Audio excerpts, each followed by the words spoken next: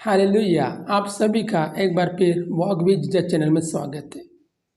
मैं आप सभी का मसीह जीवन में स्वागत करता हूँ। प्रियो, आज बड़ा दिन है। आज ईस्टर है। आज हमारे परमेश्वर का रिजरेक्शन डे, पुनरुत्थान डे, और परमेश्वर मुर्दों में से जी उठा। और आज का दिन आप सभी के लिए आशीषित भरा हो और परमेश्वर की पूरी सामर्थ आपके और मेरे जीवन में काम करे। आइए इन पवित्र वचनों को सीखने से पहले, सुनने से पहले परमेश्वर के पवित्र आत्मा के लिए हम प्रार्थना करते हैं। आइए सभी अपनी अपनी आंखें बंद कीजिए। हालेलुया। हे परमपिता परमेश्वर, खुदावंत प्रभु यीशु मसीह के नाम से तेरे चरणों में आते हैं प्रभु जी। हम खुदावंत प्रभु तेरा धन्यवाद करते हैं मेरे प्रभु। ये सुंदर सी सुबह, एक नया दिन परमेश्वर तूने हमारे जीवन में दिया मेरे प्रभु। जो इस सांस से चल रही खुदावंत प्रभु तेरी प्रभु, ये तेरी आशीष है मेरे परमेश्वर, जो हम जीवित है खुदा। हम प्रभु बोल रहे प्रभु, तुझे देख रहे, सुन रहे परमेश्वर खुदावंत प्रभु जी। ये सब परमेश्वर खुदावंत प्रभु जी तेरी आशीष का कारण है मेरे प्रभु जी। हे खुदावंत परमेश्वर, मैं तुझसे प्रार्थना करता मेरे प्रभु, जिस रीति से आज प्रभु जी तेरा रिजरेक्शन हुआ था मेरे प्रभु, ऐसे तू हम सब के जीवन में खुदावंत प्रभु तू जीवित परमेश्वर। जो हमारी देह प्रभु परमेश्वर मरी हुई, जो हमारी सोच मरी हुई खुदावंत प्रभु, जो हमारा देखना मरा हुआ परमेश्वर, जो हम बीमारी में खुदावंत प्रभु जी ग्रसित है प्रभु जी, सब कुछ खुदावंत प्रभु तू दूर कर परमेश्वर। तेरी आशीष से खुदावंत भर के परमेश्वर हम दिन प्रतिदिन खुदावंत प्रभु तेरे पवित्र वचनों में बड़े पर जैसा तू चाहता है मेरे परमेश्वर, वैसे खुदावंत प्रभु जीने के प्रभु जी हम कोशिश करें खुदावंत। सिर्फ हम कोशिश कर सकते हैं प्रभु, लेकिन चलाने वाला, जिलाने वाला परमेश्वर खुदावंत तू है प्रभु जी। अपनी भरपूरी दे परमेश्वर। जो बीमार खुदावंत प्रभु इस वीडियो को देख रहे प्रभु जी, उन्हें प्रभु तू आशीषित कर, उन्हें चंगाई दे मेरे परमेश्वर। ओ खुदा मेरे प्रभु थी, तू युगाना युग परमेश्वर जीवित रहने वाला परमेश्वर है। तू सबको प्रभु जी आशीषित करने वाला है खुदा। मैं प्रार्थना करता प्रभु, लोगों के जीवन से खुदा झगड़े की आत्मा प्रभु दूर कर परमेश्वर। तू लोगों के जीवन से खुदा असाध्य रोग परमेश्वर दूर कर। तू लोगों के जीवन से खुदा प्रभु स्ट्रेस दूर कर मेरे परमेश्वर। लोग प्रभु अपने माँ बाप की परमेश्वर इज्जत करे प्रभु, उन्हें प्रभु उनका मान सम्मान दे मेरे परमेश्वर खुदा। ऐसी आशीष दे प्रभु। जो बच्चे परमेश्वर पढ़ रहे खुदा, उनके जीवन में खुदा प्रभु तू हर एक को आशीष दे प्रभु। उनके हर एक घटी को प्रभु, कमजोरी को परमेश्वर खुदा तो पूरा कर प्रभु। जो जॉब करना चाहते हैं मेरे परमेश्वर, उन्हें जॉब दे परमेश्वर। जो खुदा परमेश्वर बिजनेस करना चाहते हैं ईश्वर, खुदा उन्हें प्रभु बिजनेस दे प्रभु। सबको खुदा प्रभु तेरी खुशियों से खुदा तू भर दे मेरे पर। सबको छू और प्रभु तेरे जीवन में प्रभु तेरे आशीष में बढ़ने के लिए प्रभु हमारी सहायता कर खुदा। प्रार्थना प्रभु यीशु मसीह के पवित्र सामर्थ नाम में करते हैं पिता हमारी प्रार्थना सुन, आमीन। Thank you Jesus. खुदावंद ने ये दिन हमें दिखाया, सचमुच ये अद्भुत है। आज का दिन हर किसी के जीवन में नहीं है प्रियो। अगर हमें ये दिन मिला है और हमने ये दिन देखा है, तो हमें ये परमेश्वर के लिए जीना चाहिए, दूसरों की सहायता के लिए जीना चाहिए और दूसरों के लिए मददगार के काम। क्योंकि हमारे प्रभु यीशु मसीह भी इधर आए तो उन्होंने दूसरों की सहायता करी, दूसरों की मदद करी, उन्होंने दूसरों के उद्धार के लिए जिया। प्रभु यीशु मसीह जो क्रूस पर चढ़ाए गए थे, उन्होंने कोई पाप या गुनाह नहीं किया था। वो सिर्फ तुम्हारे और मेरे पापों के लिए उस क्रूस पर चढ़े थे। उस क्रूस पर जो उन्होंने अपने रक्तों को बहाया, वो फूल बन के, वो प्यार बन के हमारे लिए बरसा है प्रियो। क्योंकि प्रभु यीशु मसीह एकमात्र ऐसे निर्दोष मेमने थे जिसका लहू बहाने से ही हमारा छुटकारा होना था। और प्रभु यीशु मसीह नासरी जब मारे गए, उस क्रूस पर गाड़े गए, और तीसरे दिन आज वो जी उठे। प्रभु यीशु मसीह के इस पवित्र वचनों को आप चारों सुसमाचारों में देख सकते हैं कि किस रीति से, अलग अलग रीति से बताया गया है। उसके अंदर मत्ती में बताया गया है, मरकुस में, लूका में, यूहन्ना में, आप चारों में उससे पढ़ सकते हैं किस रीति से प्रभु यीशु मसीह ने अपने कहे हुए वादों को उन्होंने पूरा किया और वो तीसरे दिन जी उठे। पवित्र वचन बताते कि वो अपने चेलों को अपने जी उठने की बात बताते थे, लेकिन वो दृष्टांतों में कहते थे। वो कहते थे कि तुम इस मंदिर को ढा दो, मैं इसे तीसरे दिन खड़ा कर दूंगा। लेकिन पवित्र वचन बताते कि सदूकी फरीसी समझते थे, वहाँ के लोग ये समझते थे कि जो मंदिर वहाँ पे बनाया गया था, जिसे बनाने के लिए 40 वर्ष लगे थे, वो सोचते थे कि इसको गिराने की बात कर, और उसको कहता है कि मैं तीसरे दिन इसे खड़ा कर दूंगा, लेकिन वो अपनी देह रूपी मंदिर के बारे में कह रहा था। मैं पहले बताया ये ज्ञान गूढ़ की बात है, परमेश्वर के वचनों को समझना। जब तक परमेश्वर इनके भेदों का ज्ञान नहीं खोलता हमारे ऊपर, तब तक हम पूरी रीति से इसे समझ नहीं पाते। लेकिन परमेश्वर हमारा अति करुणा परमेश्वर है, वो करुणा करने वाला परमेश्वर, दया का सागर है। वो उससे हम मांगते हो तो वो उसी समय हमें करता है। अगर हम उससे कहते हैं हमें परमेश्वर पवित्र आत्मा दे, हम तेरे वचनों को जानना चाहते हैं, हम तेरे बारे में और सीखना चाहते हैं मेरे परमेश्वर, तो परमेश्वर हमें पवित्र आत्मा से भरता है। पवित्र आत्मा हमें सामर्थ्य देता है कि हम उन पवित्र वचनों को अलग अलग रीति से समझे। तो मैंने जैसे अभी आपको बताया कि वो चारों सुसमाचारों में दिया गया, और किस रीति से परमेश्वर ने अपने आप को मरियम मगदलिनी के ऊपर प्रकट किया था कि उसकी जो एक आस थी परमेश्वर को देखने की। प्रियो, बाइबल हमें बहुत कुछ सिखाती है। पहले आइए उससे हम पढ़ते। मरकुस अध्याय 16 के अंदर आप देख सकते हैं कि यीशु का पुनरुत्थान दिया गया है। आइए मैं आप सभी के लिए उसे पढ़ता हूँ। देखिए, जब सप्ताह का दिन बीत गया तो मरियम मगदलिनी और याकूब की माता मरियम और सलोमी ने सुगंधित वस्तु मोल ली कि आकर उस पर मले। देखिए, जब सप्ताह का दिन बीत गया तो मरियम मगदलिनी कौन थी? जिसमें से 7 दुष्ट आत्माएं परमेश्वर निकाले थे। उससे देखे परमेश्वर के देखने की आस उसमें कितनी तीव्र थी कि वो भोर होते ही परमेश्वर की कब्र पर जाने के लिए सब कुछ सुगंधित वस्तुएं लेकर वो और दूसरी जो याकूब की माता वो रेडी थी परमेश्वर को देखने के लिए। उनकी जो उत्साह था और जो वो परमेश्वर के लिए वो व्याकुल थे।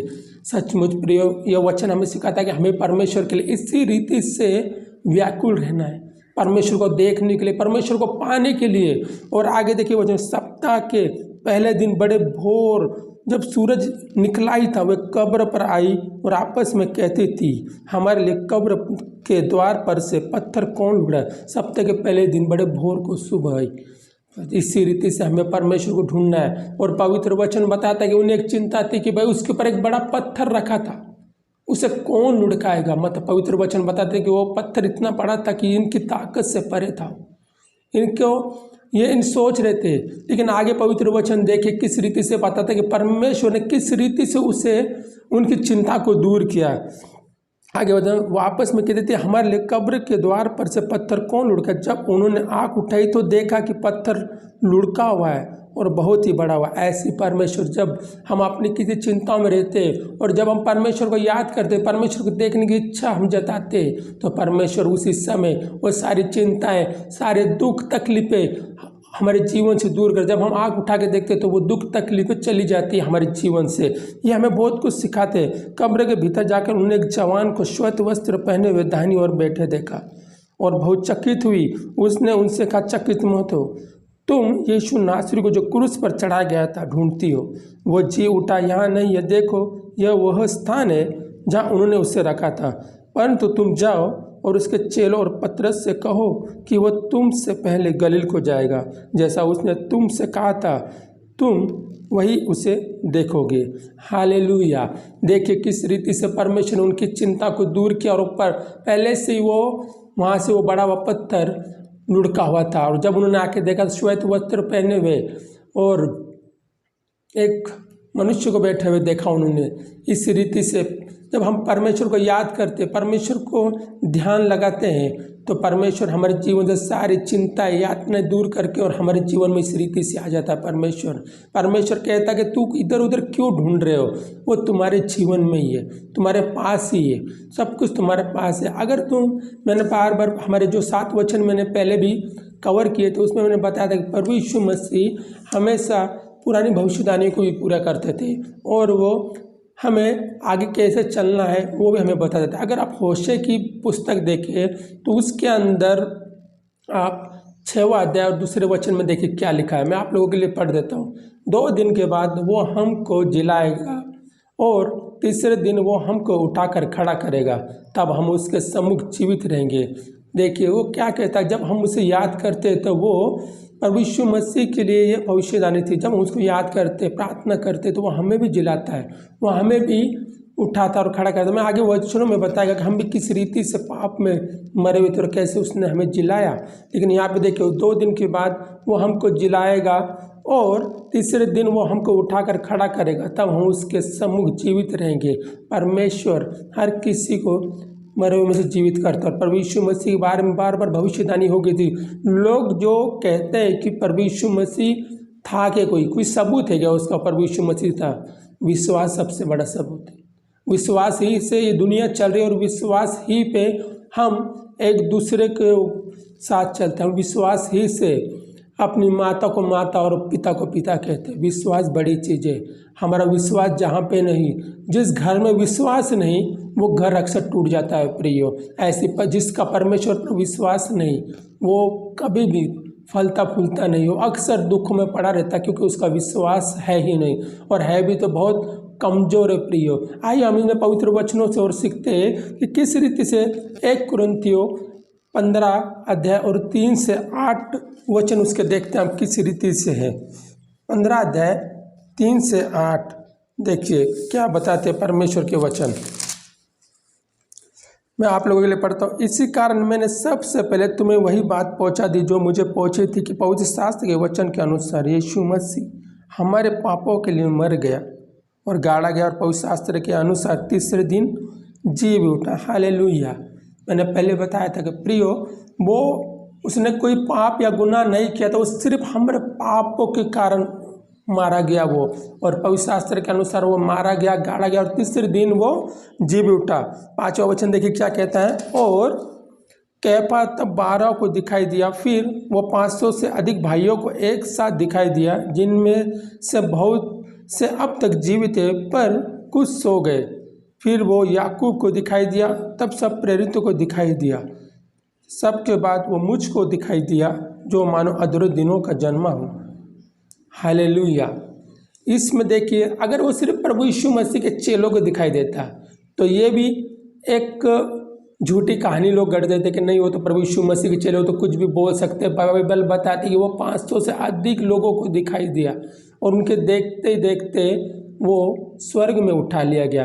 प्रभु यीशु मसीह जो उस पर विश्वास करते हैं, जो उसको अपना मानते हैं, तो उसको अक्सर उनके जीवन में वो काम करता है, और वो जीवन में अपने कामों के द्वारा प्रभु यीशु मसीह को पहचानने लगते हैं कि प्रभु यीशु मसीह परमेश्वर है। आज बड़े बड़े लोग, बड़ी बड़ी हस्तियां परमेश्वर को मानते हैं, क्योंकि परमेश्वर पर जो विश्वास करता है, परमेश्वर घर में कोई छोटा या बड़ा नहीं है, जो उसे पुकारते हैं वो सबके जीवन में काम करता है। यही पवित्र वचन परमेश्वर यहाँ पर बताता है कि वो 500 से अधिक लोगों को दिखाई दिया। क्यों? प्रभु यीशु मसीह उन 12 को भी दिखाई दे सकता था और उसके बाद वो चला जा सकता, लेकिन नहीं।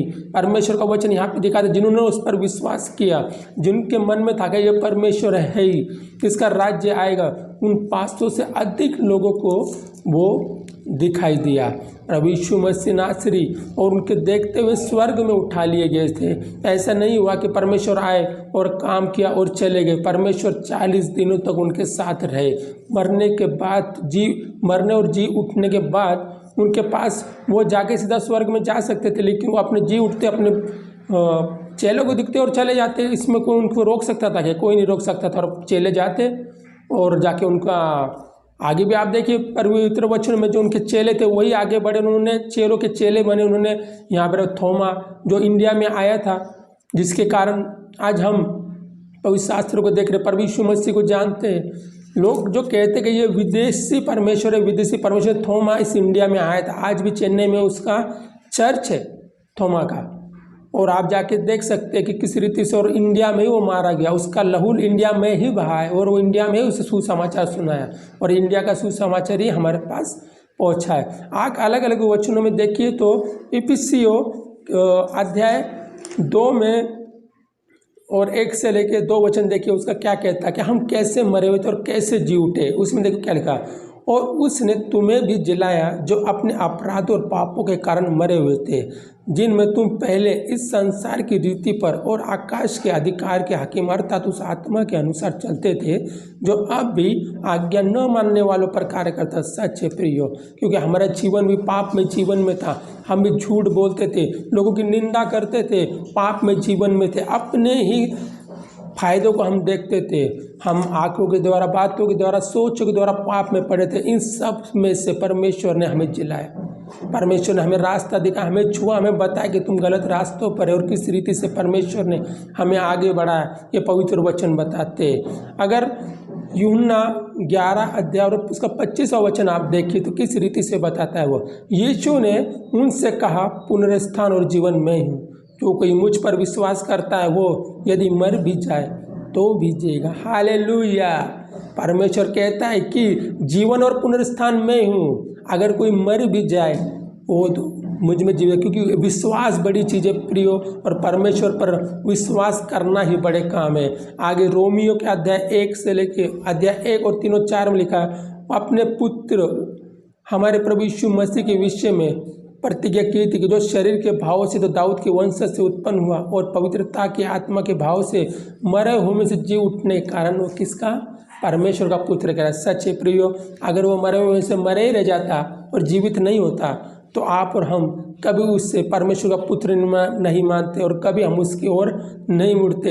लेकिन पुनरुत्थान और जीवन प्रभु यीशु मसीह ने कहा मैं हूँ, अनंत जीवन वही है। और प्रकाशित वाक्य 1 से 18 एक अध्याय और उसका 18वां वचन देखेंगे तो वो कहता है कि मैं मर गया था और देखो मैं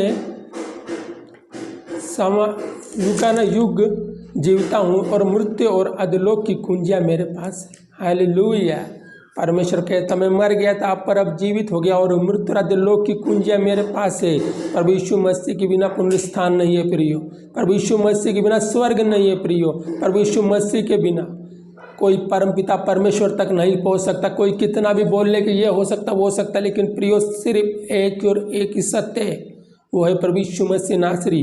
बाइबल क्लियर कर बताती है इस चीज़ के बारे में कि प्रभु यीशु मसीह स्वर्ग का द्वार है। प्रभु यीशु मसीह वो चरवाहा है जो अपनी भेड़ों को स्वर्ग के द्वार से अंदर और बाहर ले जाता है।